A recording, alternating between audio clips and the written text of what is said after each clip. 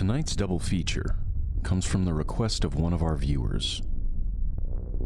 It follows the mysterious stories of the Yuba County Five and the Sodder kids. Viewer discretion is advised. Picture this: 5 young men full of laughter, loyalty, and the comfort of routine. They leave a basketball game on a winter's night in 1978, never suspecting the road ahead will take them not towards home, but into a realm of silence, confusion, and unanswered questions. A place where ordinary choices can unravel into extraordinary mysteries. The men climb into a Mercury Montego, the hum of the engine carrying them towards what should have been a short, safe drive. But the road stretches out, winding into the foothills of the Sierra Nevada. Darkness deepens, the snow thickens, and the familiar begins to vanish behind them. Instead of heading home, they drift toward remote mountain roads. The car halts in a drift of snow. No damage, no sign of panic. Just a vehicle, abandoned in the middle of nowhere. Doors unlocked, and a world of questions left behind. Somewhere beyond the stuck car, footprints wander into the wilderness. They lead towards the forest and to a lone Forest Service trailer hidden among the trees. Inside, a blanket, bed, canned food, everything needed to survive. But the stove remains cold. The heater never touched. The men who found shelter slowly starved and froze, though help lay only inches away. It seems they were unwilling to break into locked storage sheds filled with supplies. Perhaps it was the fear of the law. Perhaps confusion, born of the cold.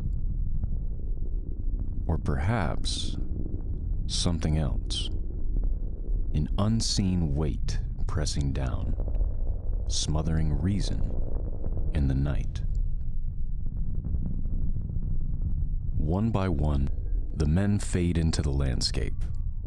3 bodies are discovered miles from the car, another inside the trailer, wasted away. The 5th, Gary Mathias, is never found. His shoes are left behind as though he walked out barefoot into the snow. His trail ends abruptly, and with it, all certainty. Why did they drive into the mountains at all? Why didn't they light a fire or eat the food surrounding them? Why did one man disappear completely? Each clue leads only to more silence and more questions.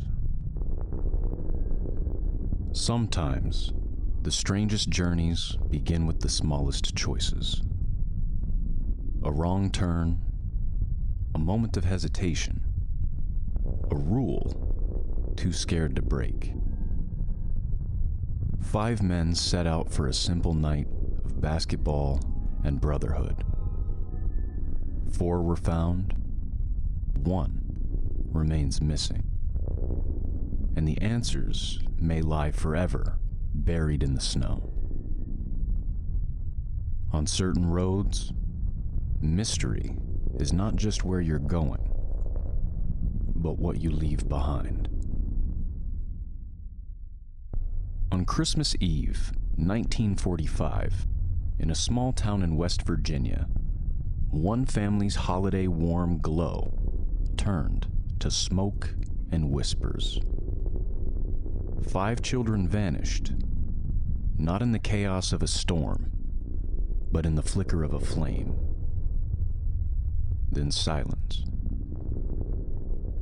Tonight, we follow the faintest trails through fire, doubt, and unbroken hope. The evening is festive.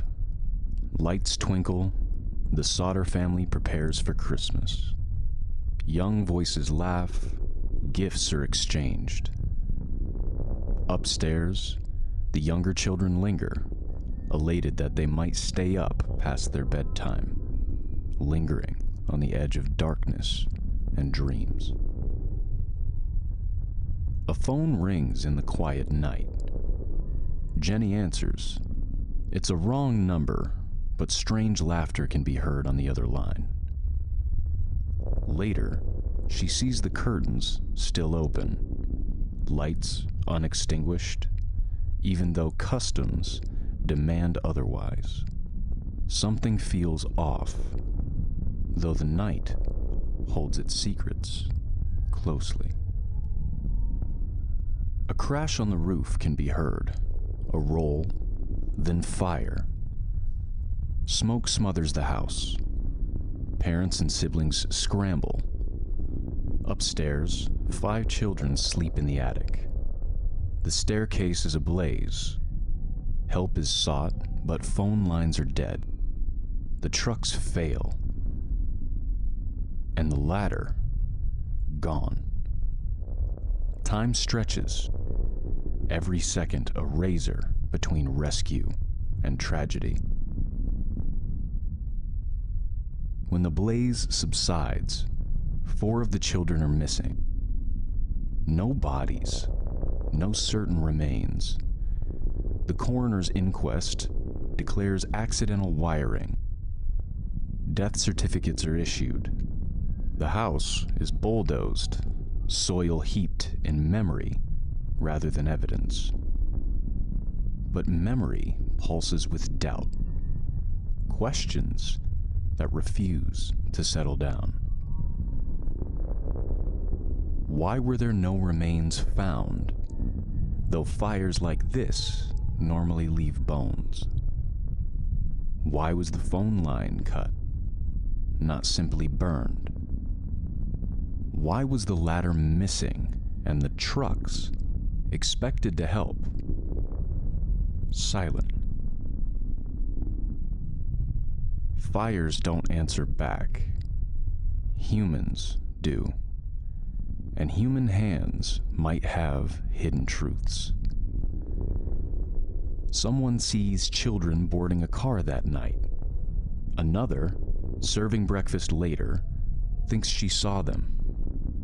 Decades later, a picture arrives. Someone who looks very like one of the missing children. Private investigators dig. Family searches. Leads fall cold. Yet hope still remains for those who believe the story doesn't end in ashes. 5 children lost to a fire, or 5 children hidden from a family's loving eyes. Some say the house burned by accident. Others believe the flames were arranged, the phone cut, the escape routes sealed by unseen hands. The land where the house once stood is now a garden of memory. The billboard offering rewards still lingers in hearts. For those left behind, truth matters more than closure. Because in the darkness, the smallest flicker of possibility can cast the longest shadow. And sometimes, the ashes cover not an ending, but a beginning still awaiting its light. A life disappears, a question remains, and the truth is still out there. Comment your thoughts below and follow for the next story from the shadows. I've been Joshua Kidd, and thank you for listening.